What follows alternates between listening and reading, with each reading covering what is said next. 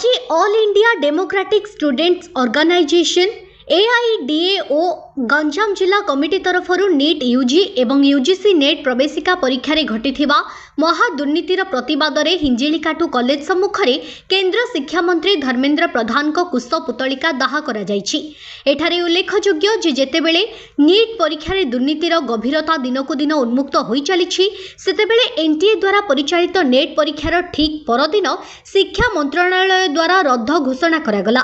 प्रथमे नीट एवं एबे नेट परीक्षा रे घटिथिबा दुर्नीति एवं अनियमितता सामना को आसुछि। किछि दिन तले नीट पीजी परीक्षा को मध्य अचानक बातिल करा जायछि।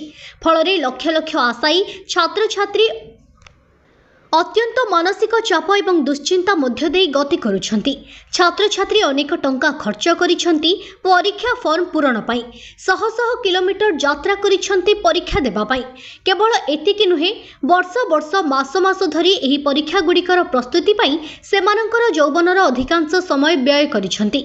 एनटीएर व्यापक दायित्वहीन मनोभाव, अक्षमता, स्वच्छतार अभाव लक्ष लक्ष आशायी छात्र छात्री आशा एवं भविष्यत को धूलिसात कर देछि।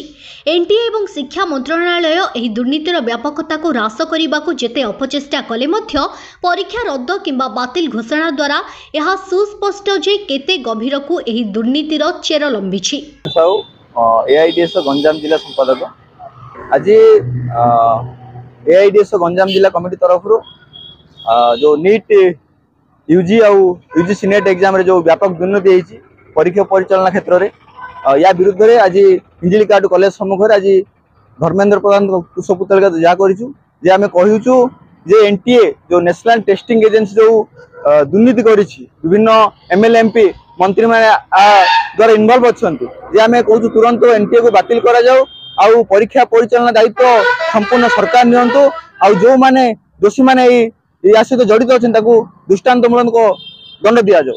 यदि विरुद्ध में किसी एक्शन न दें आम दुर्बार गण आंदोलन आगू गढ़ छात्र आंदोलन गढ़। शंकर नायक का रिपोर्ट न्यूज़ टुडे।